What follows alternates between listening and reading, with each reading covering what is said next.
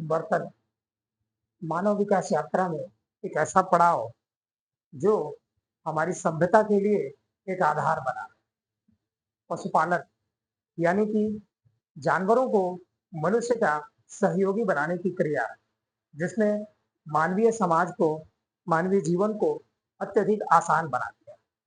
इसी प्रकार एक व्यक्ति द्वारा दूसरे व्यक्ति की यानी एक मानव द्वारा दूसरे मानव की हत्या, जो कि बिना किसी भोजन के उद्देश्य की गई, क्या आपको पता है कि ये सारी चीजें कब, किस काल में और किस तरह से आरंभ हुई?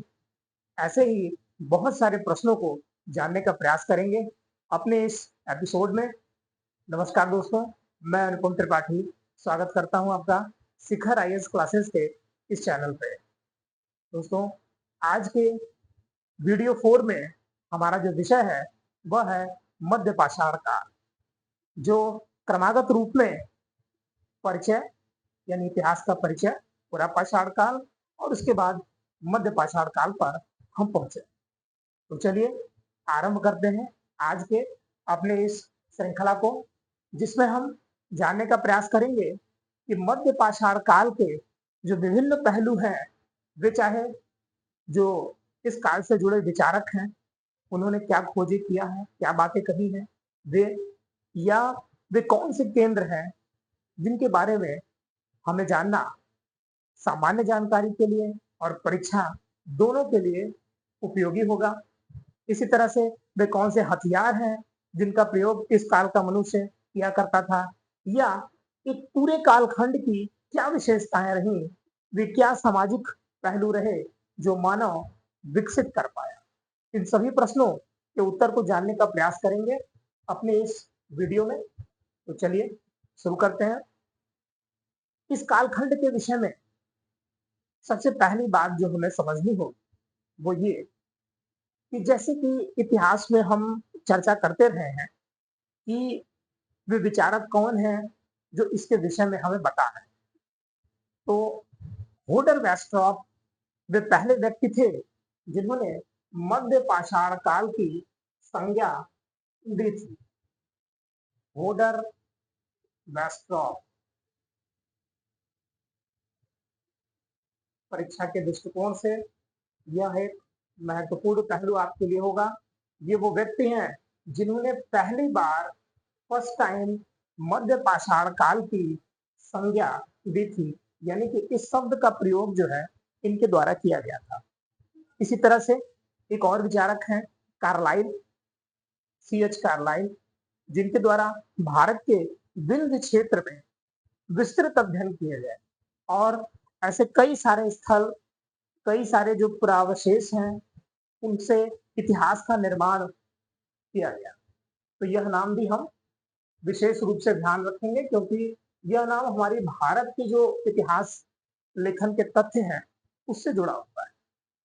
इन दो नामों के पश्चात हम ये देखने का प्रयास करेंगे कि जिस कालखंड के विषय में अब हम चर्चा करने जा रहे हैं, ये जो कालखंड है ये वो कालखंड है जिसे हम संक्रमण काल की संज्ञा देते हैं।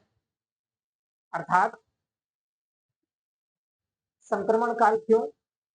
क्योंकि पीछे हमने चर्चा किया है इस बात की कि हमारा इतिहास जो पाषाण काल का है वो 3 भागों में वर्गीकृत है, पूरा पाषाण काल, मध्य पाषाण काल और नव पाषाण काल। यानी जो मध्य पाषाण काल है यह पूरा पाषाण काल के बाद आता है और नव पाषाण काल के पहले आता है। तो ऐसे में हम इसे एक संक्रमण के रूप में देखते हैं। पुरानी चीजों को लेके आगे बढ़े हैं और नई चीजों का आधार यहाँ पर निर्मित हुआ है। इस तरह से इस काल में जो विशेषता रही भौगोलिक रूप में, वो हम देखते हैं कि पृथ्वी का जो तापमान है उसमें वृद्धि हुई, यानी कि गर्मी बढ़ी। गर्मी बढ़ने से जो जंगल है वो संकुचित हुए, घास के जो मैदान हैं यह बढ़ने लगे, जिससे नए प्रकार के जीवों का जो उत्पत्ति है वह होने लगा। जहां हम पूरा पाषाण काल में देख रहे हैं कि कहीं ना कहीं जो बड़े जीव हैं जैसे मैमथ, उस तरह के जीव हमको दिखते हैं। जो चित्रकारियां दिख रही हैं मानव के द्वारा जो शिकार किया जा रहा है उसमें बड़े जीवों का प्रदर्शन किया गया है, लेकिन यहाँ पर ये जीव छोटे रूप में परिवर्तित हुए, जिसका कारण भौगोलिक था, जिसका कारण था गर्मी का बढ़ना और मैदानों का बढ़ना, जिसके कारण चाहे वो हिरण हो, बकरी हो या गाय हो, ये सभी हमें दिखते हैं। ऐसी परिस्थिति में यानी कि जो ये भौगोलिक दशाएं हैं, जिस तरह के अब ये जीव आ रहे हैं, इन सभी चीजों ने मानव को प्रभावित किया। कैसे प्रभावित किया? सबसे पहले तो हम ये देखेंगे कि वो कौन-कौन से केंद्र हैं, जहाँ पे मानव की विभिन्न गतिविधियों के जो साक्ष्य हमें मिले हैं, उससे क्या निष्कर्ष हम निकाल पा रहे हैं। तो इसकी विशेषताओं की जो चर्चा है, ये हम केंद्र के साथ में करते चलेंगे। केंद्र का एक सामान्य जो वर्गीकरण है, आपकी सुविधा के लिए हम लोगों ने इस तरह से किया है कि आप देखेंगे कि सबसे वेस्ट में अगर आप जा रहे हैं, तो राजस्थान आप पा रहे हैं और वेस्ट से ईस्ट की ओर बढ़ रहे हैं, तो आपको गुजरात मिल रहा है। इसी क्रम में जब आप आगे बढ़ रहे हैं, तो आपको पूरा जो उत्तर प्रदेश का क्षेत्र है, यह आपको मिल रहा है, जिसमें कि आपको विभिन्न स्थल जो कि प्रतापगढ़ में होंगे, जो कि मिर्जापुर के क्षेत्र होंगे, यानी विंध्य की पहाड़ी के आसपास जो कार्लाइल विचारक थे, उनके अध्ययन का क्षेत्र भी था, वो यहाँ पर प्राप्त हुआ है। इसी तरह से हम आगे बढ़ रहे हैं, हम देख रहे हैं कि चिराग बिहार में जो एक स्थल है, यह है। वीरभानपुर बंगाल में एक स्थल है, यह भी प्राप्त हुआ है। इसी तरह से अगर हम मध्य भारत में जाएं, तो हम देखते हैं कि भीमबेटका जो स्थल है, यह प्राप्त हुआ है। आदमगढ़ प्राप्त हुआ है। फिर जम्बू द्वीप और डोरोथी द्वीप, यह भी नए जो स्थल है, ये प्रकाश में आए हैं। जो कहाँ है? जो कि पंचमढ़ी के निकट है। पंचमढ़ी आज भी मध्य प्रदेश का एक प्रमुख हिल स्टेशन है, लोग वहां घूमने के लिए जाते हैं। उसके पास में ये दोनों द्वीप अवस्थित है। तो ये कुछ मध्य भारत के क्षेत्र जो है हम देख पा रहे हैं, जहाँ पे हमें ये साक्ष्य मिले हैं। इसी तरह से अगर हम साउथ के क्षेत्र में जा रहे हैं, तो हम ये देख रहे हैं कि रेणुगुंटा, जलालहल्ली, नागार्जुन कोंडा, इस तरह के जो स्थल हैं, वो हमें प्राप्त हो रहे हैं। अगर क्षेत्रीय स्तर पे आप इन्हें देखेंगे, तो कुछ स्थल आंध्र प्रदेश में है, जैसे कि रेणुगुंटा और नागार्जुन कोंडा है।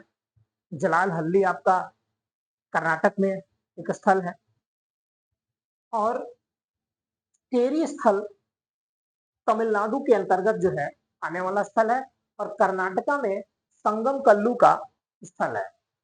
इसे हम थोड़ा सा स्लाइड में ऊपर नीचे ये चीज हुई है, इसे हम इस तरह से ध्यान रखेंगे कि दक्षिण भारत का जो हमारा क्रम है, वो इस तरीके से जुड़ा हुआ है। 3 राज्य आंध्र प्रदेश के ये और ये स्थल, जलालहल्ली, संगलकल्लू कर्नाटक से जुड़ा हुआ है। इसी तरह से टेरी स्थल जो हमारा है, यह तमिलनाडु से जुड़ा हुआ है। अब अगर इसको हम मैप में एक बार देख लें, फिर हम इनकी चर्चा करें, क्योंकि ये इस कालखंड में सबसे महत्वपूर्ण पहलू होगा परीक्षा के दृष्टिकोण से। मैप में जो आप देख पा रहे हैं, हम देखिए सबसे वेस्ट से ईस्ट की ओर पहले चलें, तो हमने बात किया था बागोर की, हमने बात किया था तिलवाड़ा की, फिर भीमबेटका, आदमगढ़, जम्बूद्वीप, डोरोथी द्वीप, चौपानी मांडो। उत्तर प्रदेश के जो हमारे ये स्थल हैं, सराय नहार, महदहा, दमदमा, एक ये पूरा खंड है। इसी तरह से लेखिया, मुरहाना पहाड़, बघई खोर, ये एक पूरा क्षेत्र है। जब हम दक्षिण भारत में आ रहे हैं, तो हम ये देखते हैं कि ये 5 स्थल हमारे लिए महत्वपूर्ण बन रहे हैं। नागार्जुनकोंडा और रेणुगुंटा आंध्र प्रदेश के क्षेत्र में आ रहे हैं।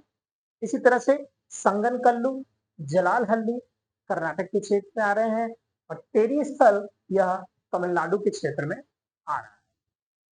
इसे आप 1-2 बार रिपीट कर ध्यान से देख लेंगे, तो चीजें और बेहतर ढंग से आपको समझ में आएंगी। इन स्थलों को एक बार मैप में देखने के बाद अगर हम ये देखें कि इन स्थलों से जो प्राप्त अवशेष हैं उनको क्या जानकारी हमको मिल रही है, तो सबसे महत्वपूर्ण पहलुओं की पहले चर्चा करें तो इसमें बागौर का नाम सबसे पहले आता है। क्यों आता है? क्योंकि बागौर एक ऐसा स्थल है राजस्थान का जो कि सबसे बड़ा स्थल प्राप्त हुआ है। यानी कि जितने भी स्थल हमने यहाँ चर्चा किया है इन सभी स्थलों में बागौर का जो स्थल है ये सबसे बड़ा है। इसी तरह से बागौर के नजदीक एक और स्थल है तिलवारा का। ये वो स्थल है जहां से दो सांस्कृतिक चरण प्राप्त हुए हैं। यानी कि लंबे समय तक मानव का निवास यहाँ दिखा है। पहले एक संस्कृति है और उसके बाद दूसरी संस्कृति के अवशेष हमको मिले हैं। ये दोनों ही जो है जुड़े हुए हैं मध्य पाषाण काल से। इसी तरीके से हम देखते हैं लंघनाज जो कि गुजरात में अवस्थित है और ये जाना जाता है अपने 14 मानव कंकालों के कारण। यहाँ पर 14 मानव कंकालों के अवशेष प्राप्त हुए हैं। इसी प्रकार से जो महदहा, दमदमा और सराय नहर राय का एरिया है जिसे हम प्रतापगढ़ के अंतर्गत रखेंगे। अगर हम इसको पीटीजी कहें, प्रतापगढ़ में ये आता है, प्रतापगढ़ में ये आता है और प्रतापगढ़ में ये भी आता है। इन स्थलों में महदहा की अगर बात कर रहे हैं तो हम देख रहे हैं कि मानव अस्थि पंजर प्राप्त हो रहा है। हड्डियों के अनेक जो अवशेष हैं उनसे बनी हुई विभिन्न प्रकार की कलात्मक वस्तुएं हमें प्राप्त हो रही है। इसी तरीके से जो सराय नाहर राय की स्थिति है, सराय नाहर राय जाना जा रहा है अपने मानव अस्थि पंजरों के कारण। इस कालखंड में विभिन्न स्थलों पर हमें मानव अस्थि पंजरों के अनेक साक्ष्य मिले हैं। तो हमें कुछ स्थल विशेष तौर पे ध्यान रखने होंगे जिनमें एक ये महदहा की चर्चा होती है, इसमें परीक्षा में कई बार प्रश्न भी आया हुआ है। इसी तरह से सराय नाहर राय की चर्चा होती है जहां से जो है मानव अस्थि पंजर प्राप्त हुआ है। इसी तरह अगर हम मिर्जापुर की बात करें तो मिर्जापुर में हम देख रहे हैं कि कुछ जो विशेष स्थल हैं जैसे मुधाना पहाड़, बगही खोर और लेखिया, और लेखिया से भी हमको 17 मानव कंकाल प्राप्त हुए। यह भी स्तर अपने मानव कंकालों के लिए जाना जा रहा है। अब अगर आगे बढ़ें तो हम चिराग जो बिहार में एक स्थल है, उत्तरी बिहार के एरिया में, वहां पे देखते हैं कि मृग संघ की एक माला प्राप्त हुई है। तो यह भी हमारे लिए एक परीक्षा के दृष्टिकोण से महत्वपूर्ण पहलू है। इसे आप बस परीक्षा के नजरिए से ये जानेंगे कि कोई स्थल है जो कि मध्य पाषाण काल से जुड़ा हुआ है। इसी रूप में अगर अन्य जो इनके पहलू हैं, इन्हें हमने जो विशेषताएं हैं पूरे कालखंड की उसमें समाहित किया। अभी इसको थोड़ा सा प्रिसाइज रखते हुए कि आपका जो ध्यान है वो इस चीज पे रहे कि जो ये स्थल हैं वो कहाँ एलोकेटेड है, इनकी स्थिति क्या है। और परीक्षा के दृष्टिकोण से चूंकि मानव कंकालों का जो तथ्य है वो सबसे महत्वपूर्ण है, उसको हमने यहाँ पर लोकेट करने का प्रयास किया है। इसी तरह से अब अगले जो बिंदु है उसकी हम चर्चा करें तो अवस्थिति को देखने के बाद एक तीसरा पहलू ये बनता है कि हम ये देखें कि जो औजार इनके द्वारा प्रयोग किया जा रहा है, मध्य पाषाण काल के मानव के द्वारा जो औजार प्रयोग किए जा रहे हैं वे कौन से हैं। तो हम देखते हैं कि मध्य पाषाण काल माइक्रोलिथ के लिए जाना जाता है। माइक्रोलिथ क्या है? माइक्रोलिथ से अभिप्राय ये है कि 1 से 8 सेंटीमीटर के छोटे जो औजार हैं उन्हें माइक्रोलिथ की श्रेणी में रखा जाता है। इसी तरीके से हम देखेंगे कि फलक का जो प्रयोग है यह काफी ज्यादा हुआ। हालांकि फलक संस्कृति हम पूरा पाषाण काल में देख चुके हैं। और फलक से क्या अभिप्राय होता है? फलक से अभिप्राय होता है ब्लेड। अगर इसको हम एक पिक्चर के माध्यम से समझने का प्रयास करें, यहाँ आप देख रहे होंगे किस तरीके से ब्लेड बनाए गए हैं। इनमें एक अनुपात भी हुआ करता था, एक पैटर्न हुआ करता था। आज के ब्लड से अगर हम इनकी तुलना करें तो हम देखते हैं कि ब्लड कुछ ऐसा आज हम देखते हैं। एक होता है जो दोनों साइड में धारदार होता है और एक ब्लड ऐसा होता है जो किसी एक साइड में धारीदार होता है, यानी दो धारी और एक धारी। जाहिर सी बात है इसका प्रयोग कैसे होता होगा? चमड़े को काटने, हटाने, मांस को काटने इत्यादि चीजों में इसका प्रयोग हुआ करता था। समान रूप में ऐसे कई सारे ब्लड हैं जिनमें एक अनुपात भी देखा गया कि जो इसकी लंबाई है और जो चौड़ाई है इसमें 1:2 का अनुपात होता था, यानी जितनी चौड़ाई है लंबाई उससे थोड़ी करीब करीब दूनी हुआ करती थी ज्यादातर ब्लडों में। इसी तरह से हम नुकीले औजारों की चर्चा कर सकते हैं, जिसे कि हमने पॉइंट कहा है या बेधनी कहा है, जो कि हमें यहाँ पर दिख रही है। इसी तरह अर्धचंद्राकार और त्रिकोणीय औजारों की भी चर्चा यहाँ पे होती है और ये पिक में हमको अलग अलग तरह के जो औजार हैं ये यहाँ पे दिख रहे हैं, जो कि कुछ जो शेप है जो आपको दिख रहा है इन्हें अर्धचंद्राकार के रूप में लिया गया है। तो यह भी जो है इस काल की एक महत्वपूर्ण विशेषता हथियारों के क्रम में हम देखते हैं। इसी तरह इस कालखंड की जो विभिन्न विशेषताएं हैं इसके संदर्भ में हमने अलग अलग पहलुओं को वर्गीकृत किया। जैसे हम ये देखेंगे कि कृषि की स्थिति इस कालखंड में क्या है, आग की स्थिति क्या है, बर्तन की स्थिति क्या है,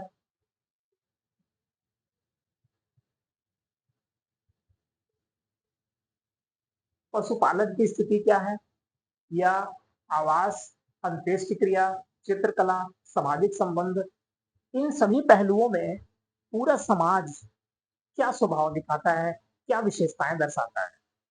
क्योंकि यह कालखंड में पूरा पाषाण से कुछ आगे की स्थिति की चर्चा कर रहे हैं, तो जाहिर सी बात है कि मानव ने कुछ नई चीजों का विकास कर लिया, उसके बारे में भी हम यहाँ चर्चा करें। सबसे पहली बात जिस चीज की हम चर्चा करें वह है कृषि। ये बात समझने की ये है कि कृषि इस कालखंड का मूल स्वभाव नहीं था, बल्कि कृषि की जानकारी इन्हें हो गई थी, लेकिन बहुतायत में यानी पूरे समाज का जो चरित्र है वह कृषि से निर्मित नहीं हो रहा था। इसके साक्ष्य हमको कहाँ से मिलते हैं? इसके हमको साक्ष्य मिलते हैं मेहरगढ़ से, जो कि करीब करीब 7000 बीसी के आसपास का कालखंड बनता है। हालांकि मेहरगढ़ जो है आपके पाकिस्तान के बलूचिस्तान प्रांत में पड़ता है। आगे चलकर यह वह स्थल निर्मित हुआ जहां पे नवपाषाण काल के पर्याप्त साक्ष्य मिले। किसके? कृषि के। यानी कि एक ऐसा स्थल जो एक निरंतरता में आगे बढ़ रहा है। मध्य पाषाण काल के भी कृषि के कुछ साक्ष्य दिखाता है और नवपाषाण काल के तो पर्याप्त साक्ष्य यहाँ पर प्राप्त ही हुए हैं। थोड़ी सी बात अगर कालखंड के विषय में किया जाए, वैश्विक स्तर पर मध्य पाषाण काल को हम जो विभाजित करते हैं वो ये देखते हैं कि 10,000 से लेकर करीब करीब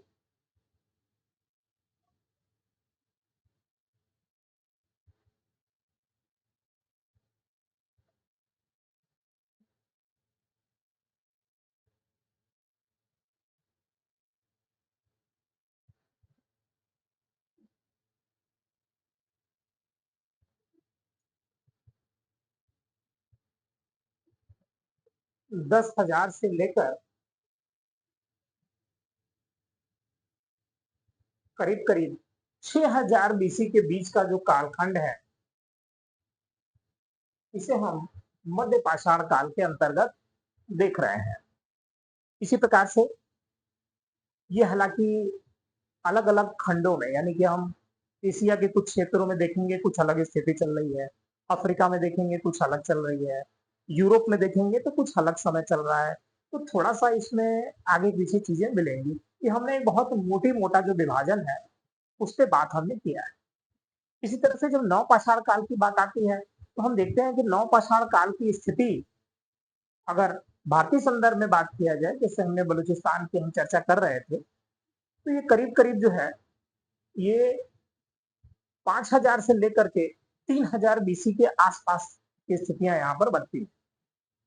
तो हम ये देख रहे हैं कि मेहरगढ़ मध्यपाषाण काल से कृषि की शुरुआत हो रही है और आगे चल करके नवपाषाण काल का एक प्रमुख केंद्र कृषि का यह निर्मित होता है।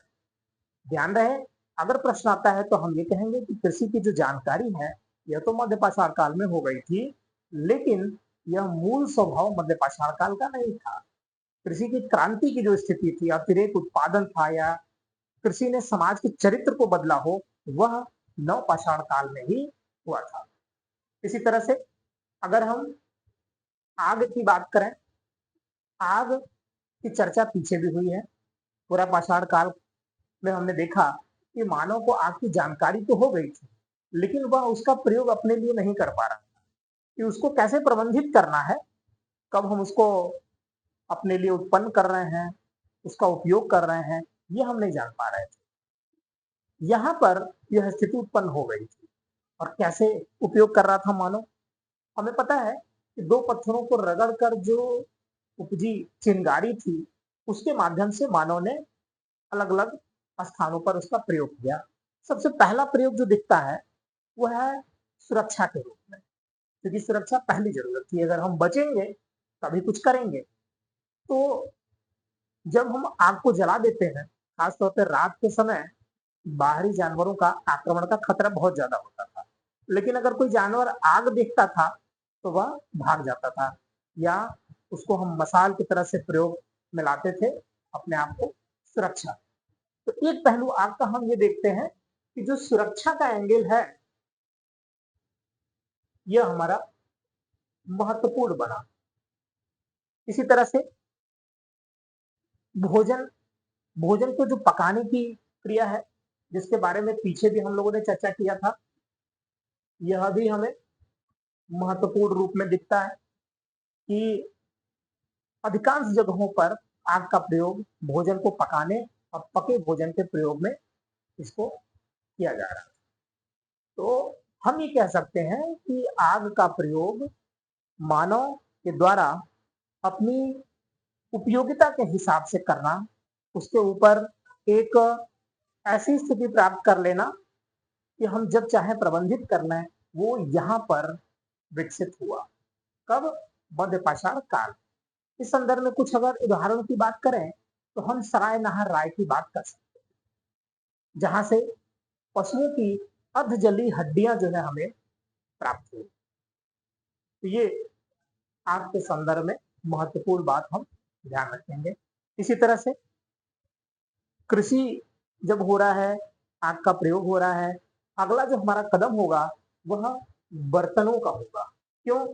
क्योंकि कृषि से जो चीजें उत्पाद आ रहे हैं, उसको रखने के लिए हमें कुछ पात्र चाहिए होंगे या जब हम आग से भोजन को पका रहे हैं, तो जो भोजन अवशेष के रूप में बच जा रहा है, उसे रखने के लिए हमें एक पात्र की जरूरत होगी। पूरा भोजन हम एक बार में नहीं कर सकते।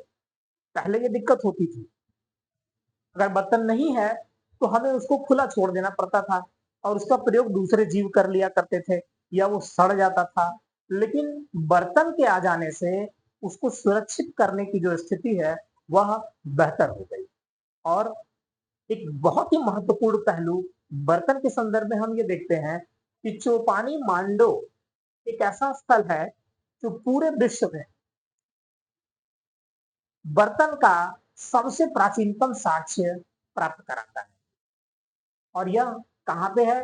ये इलाहाबाद के क्षेत्र में। ऑलरेडी मैंने इसको लिखा है कि आज का जो प्रयागराज का क्षेत्र है, वहां पर चौपानी मांडो जो स्थल है, वहां से विश्व के प्राचीनतम बर्तन के साक्ष्य हमें प्राप्त हुए। इसी तरह से अगर पशुपालन की बात किया जाए, पशुपालन एक ऐसी क्रिया जिसके माध्यम से मानव ने आ, जीवों को अपने उपयोग के लिए प्रयोग में लाया। यानी कि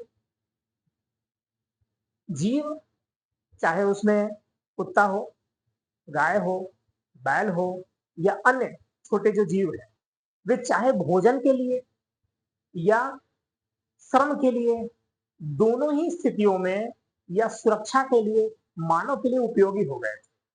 इस संदर्भ में महत्वपूर्ण बात यह है कि पहला जो जानवर है जो मनुष्य के संपर्क में आया और पालतू बना, वह था कुत्ता।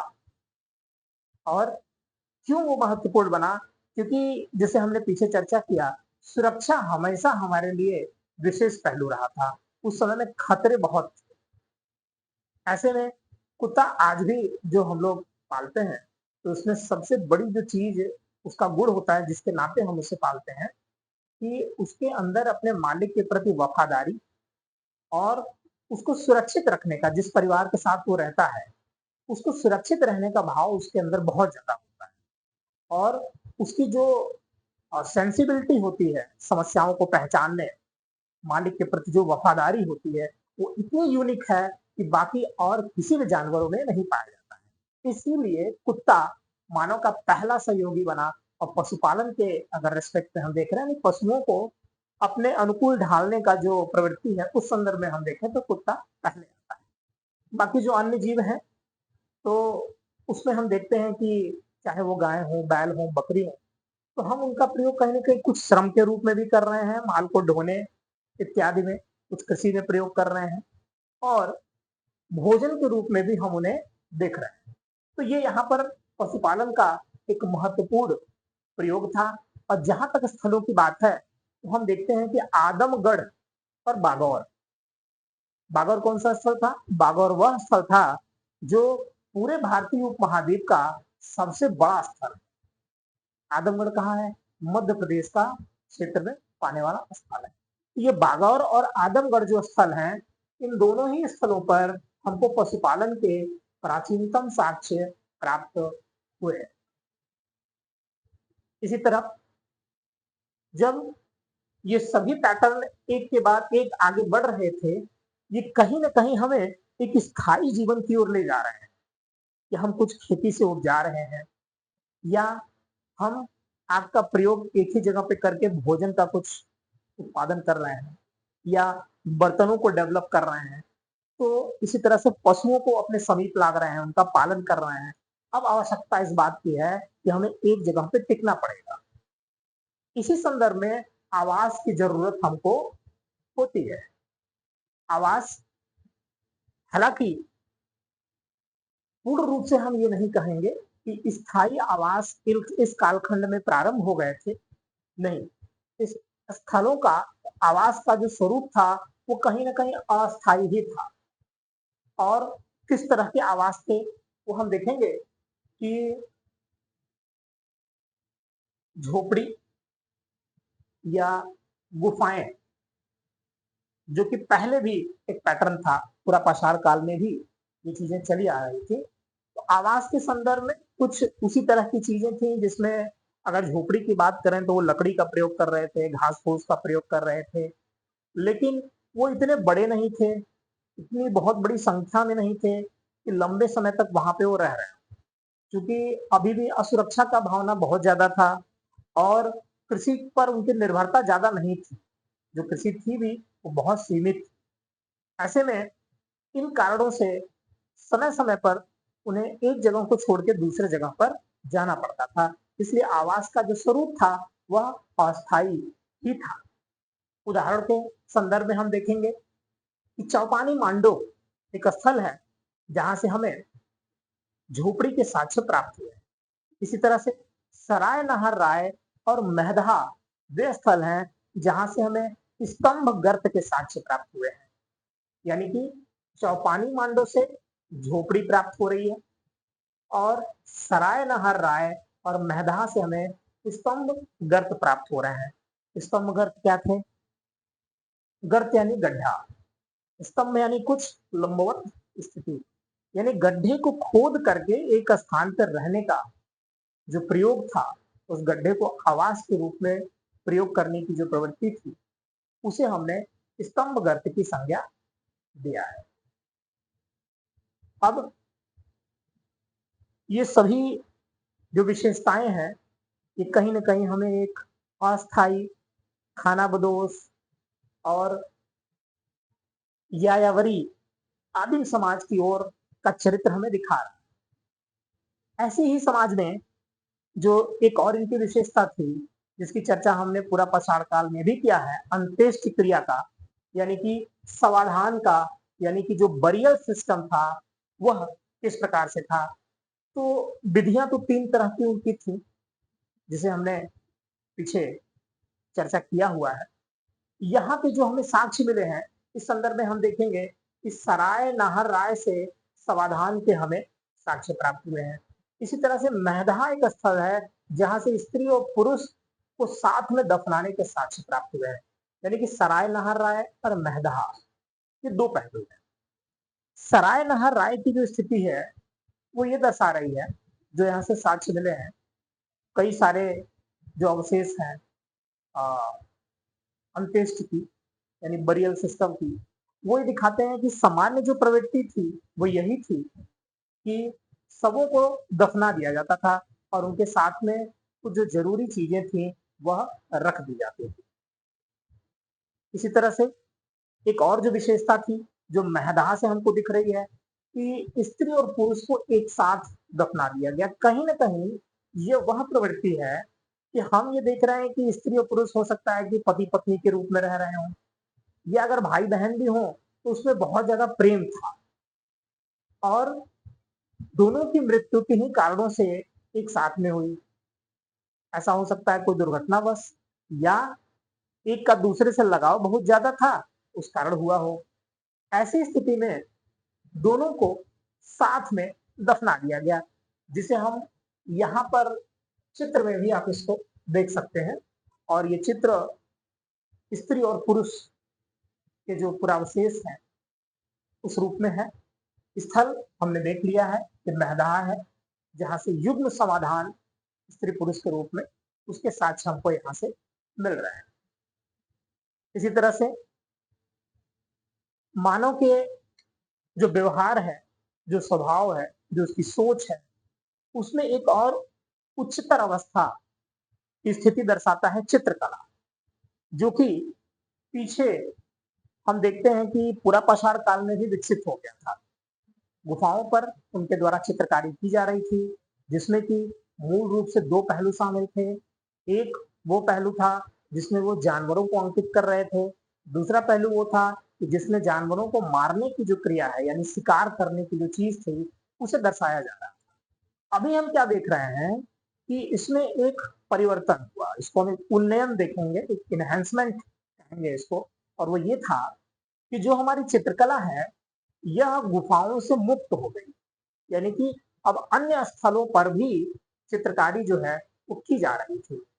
पहली बात, यानी कि चित्रकला के संदर्भ में एक विशेषता कि गुफा से मुक्त होकर स्वतंत्र चित्रकला का विकास हुआ।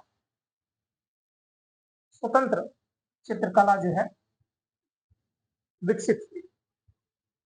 दूसरी चीज, जो विषय वस्तु था पहले जहां तक सीमित था, अभी उस विषय वस्तु में थोड़ी वृद्धि हुई।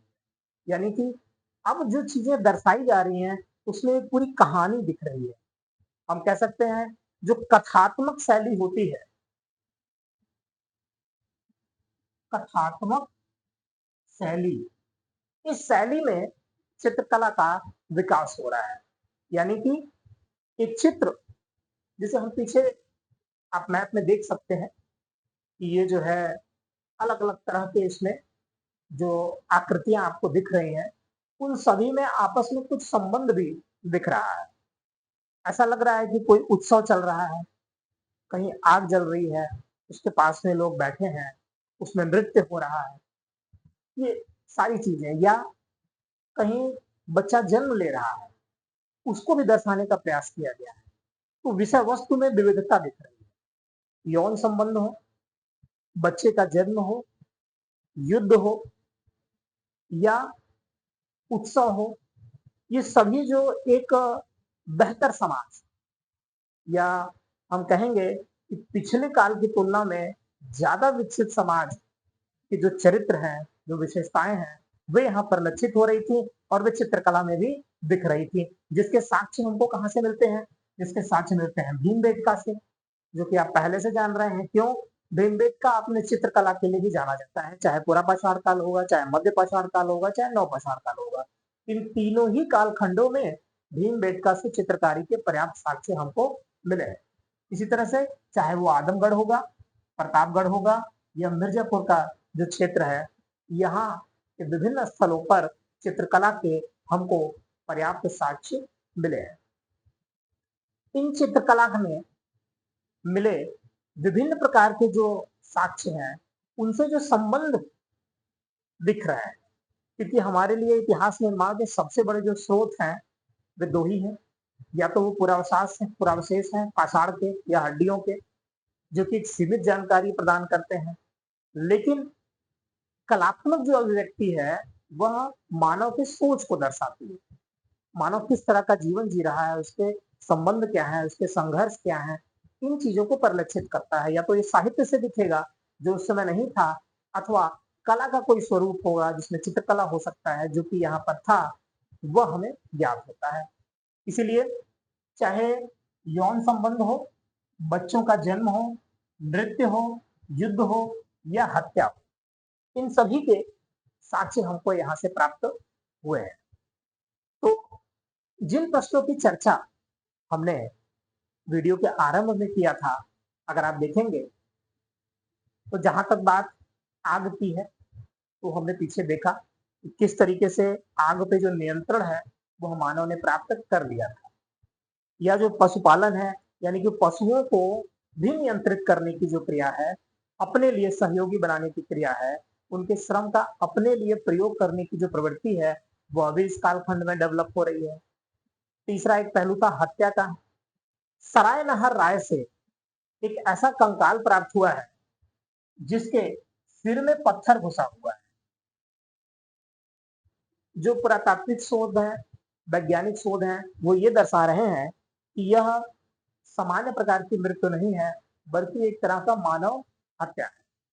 किन्हीं कारणों से दो के बीच ही संघर्ष हुआ होगा और पत्थर का जो नुकीला हथियार था, उसके माध्यम से उसकी हत्या की गई।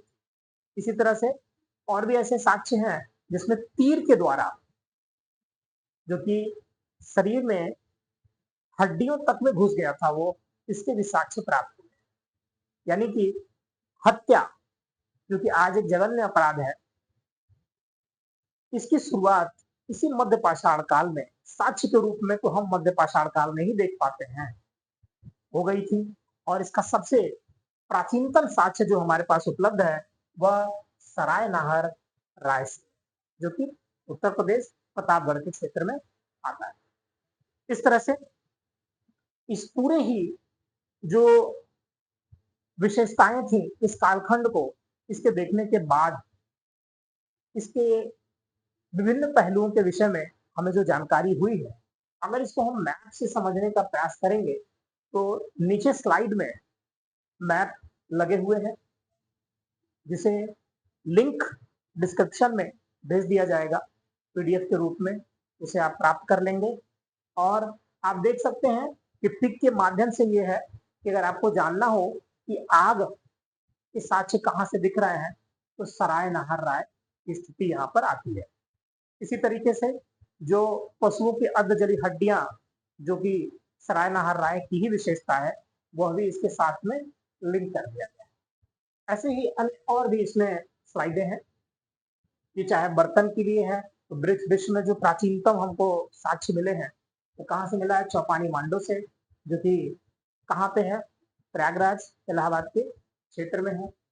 इसी तरह से जो पशुपालन का प्राचीनतम साक्ष्य है, वो बागौर में और आदमगढ़ में हमको प्राप्त होता है। इसे भी इस चित्र के माध्यम से ये स्थिति स्पष्ट हो रही है। साक्ष्य इन दो जगहों से हमें प्राप्त हो रहे हैं। और आवास की जो स्थिति है, जो हमने पीछे चर्चा किया था, चाहे झोपड़ी के रूप में हो, चाहे गुफाओं के रूप में हो, ये हमें इन स्थलों से सराय नाहर राय, महदहा, चौपानी मांडो, जैसे स्थलों से प्राप्त हो रहा है। ऐसी ही कुछ और भी स्लाइडें हैं जिनके माध्यम से आप अपने अंत्येष्टि क्रिया को सराय नहार राय और महदाह से जोड़ करके हमने देखा है। ये वो युग्म समाधान था जिसमें पुरुष और महिला को एक साथ जोड़ करके दिखाया गया है। तो इनके माध्यम से आप इस स्थिति को और स्पष्ट कर लेंगे। जो इसकी पिक्चर है अच्छे तरह से आपको क्लियर हो जाएगी। चित्रकला में भी आप देख सकते हैं कि जो भीमबेटका और आदमगढ़ के स्थल है जहां से हमें साक्ष्य मिले हैं, तो किस प्रकार की चित्रकारी है। तो ये अलग अलग तरह के मानव बने हुए हैं जिसमें एक पशु दर्शाया गया है। इसी तरह से विभिन्न प्रकार के चित्र है, कहीं उत्सव हो रहा है, कहीं संघर्ष हो रहा है, या अन्य जो क्रियाएं हैं वो इसमें परिलक्षित हो रही। तो आज इस वीडियो में इतना ही। आशा करता हूँ ये वीडियो आपको बहुत ही अच्छा लगा होगा और इसी तरह से हमारी जो इतिहास की श्रृंखला है वह जारी रहेगी। अगला जो हमारा पीरियड होगा, जो वीडियो होगा, वह नवपाषाण काल का होगा। और एक महत्वपूर्ण जानकारी जो आपसे शेयर करनी है वो ये है कि अब आपको इस वीडियो के पीडीएफ के साथ में एक और पीडीएफ ऐसा लिंक में प्रोवाइड कराया जाएगा जिसमें जो क्वेश्चंस हैं, आए हुए प्रश्न और कुछ और मॉडल क्वेश्चंस को एक साथ अटैच करके दिया जाएगा, जो कि पहले दिन जब वो भेजा जाएगा तो आप उसमें अभ्यास कर सकते हैं और दूसरे दिन एक वीडियो के रूप में मेरे द्वारा उसकी चर्चा क्लास में कर दी जाएगी। तो इस तरह से हम न केवल अपने कॉन्सेप्ट को वीडियो के माध्यम से समझेंगे, बल्कि एक अभ्यास के माध्यम से अपने परीक्षा के हिसाब से और बेहतर तैयारी भी कर पाएंगे। तो आज के लिए इतना ही। बहुत बहुत धन्यवाद।